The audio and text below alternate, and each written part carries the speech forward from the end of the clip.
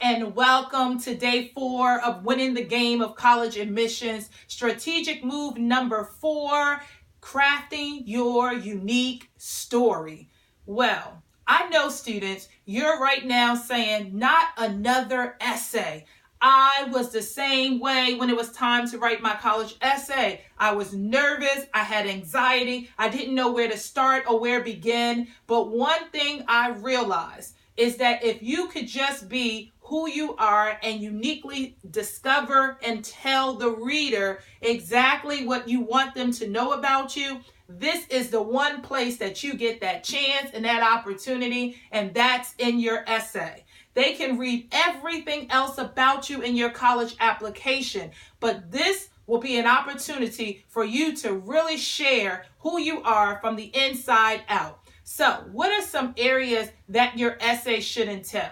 Well, here's a golden nugget for you to take and run with. I do this very same thing with my Student for Success Shining Star College Bound students. I have them provide them with the 2017-2018 Common Application Essay Questions. Why do I do that? If you can answer the Common App Essay questions, then guess what? You can use that for your personal statement, because a personal statement just means you can create and answer any question that you want. So if you have common application schools and regular schools that don't apply to the Common App, you've now killed 2 birds and 1 stone in the essay process. So this is what you can do.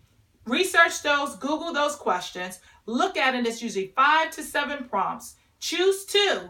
And write an introduction on each one and have someone review it for you, and then they can tell you which one it seems like you have a stronger introduction for, because remember, you have to create 650 words, 500 to 650 words on your college essay.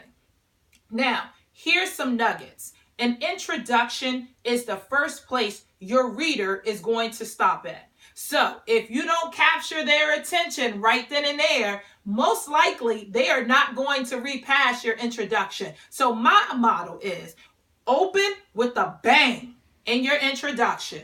So that means give the reader something to entice them, but don't give all the answers to your story. You want them to want to know what happens in the middle, what happens in the end. But you got to build an enticing story from beginning to end. And it's an opportunity for you to be creative and think outside the box. Remember, you should never have a box in life anyway. You should be always floating around the parameters and not trying to box yourself in. So, essay writing is important, and this is not like your high school essay. Let me tell you why.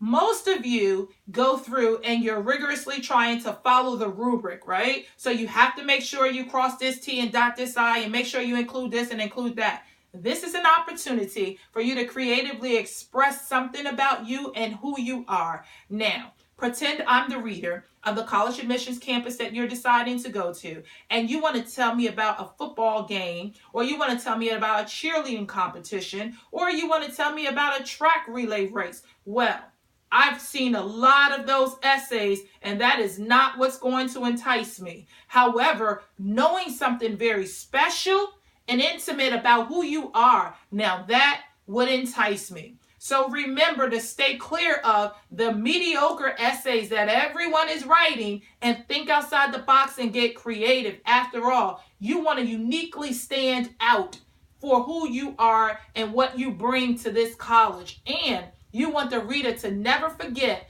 about your essay and be able to talk about it to someone else. I've had students I've worked with get scholarship money additional to what they were going to get because their essay was phenomenal. Think outside the box when writing your college essay. Now remember, you're used to writing 5-paragraph essays in high school, so you can still stick with that. Here's some golden nuggets. In your introduction, remember, begin with a bang, and you can have about 3 to 5 sentences. Entice the reader, then move on. So now body 1, 2, and 3, you'll have about 5 to 7 sentences. But 1 should be what main point you're going to be discussing. Paragraph body 2, what's your next main point? body paragraph 3 with your next main point and build off of it. Don't ramble, but build off of it. Now, let's get to the conclusion. At least 3 to 5 sentences, but remember I said in your introduction, you open with a bang. Well, in your conclusion, you end with fireworks. So you want to make sure they know that you would be the perfect candidate if they decide to click and stamp the yes button on your application. So we want to make sure you get that essay to become a stellar essay. Remember, it's crafting your unique story, but I want to ensure that you write a stellar essay. So remember, open with a bang, end with fireworks, entice the reader. Don't give it all in the beginning. Make sure you follow through and keep consistent all the way through. But most importantly, use correct grammar, sentence structure, and spelling. Word is not a spell checker for you. You have to proofread yourself.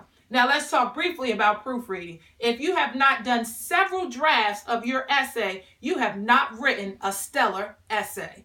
And don't forget, it's important for you to get someone to read your work. Students, allow your parents to read over your work. Don't look at it as criticism. Look at it as constructive feedback. Take what works, make the changes, and remember, craft your unique story. Strategic move number 4, crafting and writing a stellar essay is so important because it could be the deciding factor of whether you get a yes or no to your college application. And we want to ensure that you get all yeses to the schools. Remember, I said 5 to 7 schools in college research video.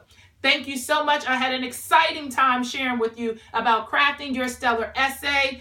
I look forward to seeing you tomorrow for strategic move number 5.